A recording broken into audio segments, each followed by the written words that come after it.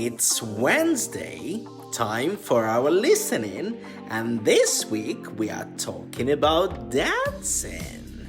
Remember to check your level as we start off with our first question in level A for beginner.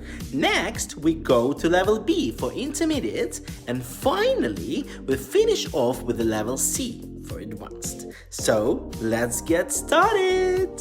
Can you tell us where these different types of dances originated? The first is called breakdance and started in the early 1970s, in particular from a city called the Big Apple. Which country is it from? The second is a ballroom dance that is very classical. It is called the waltz, also known as the sliding and gliding dance. Where is it from? And finally, the third dance combines several elements.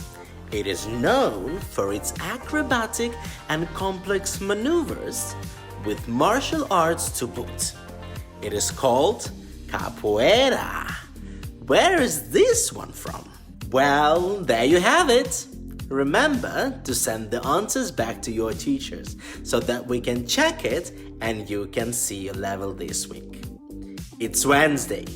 The weekend is almost here. Have a good one!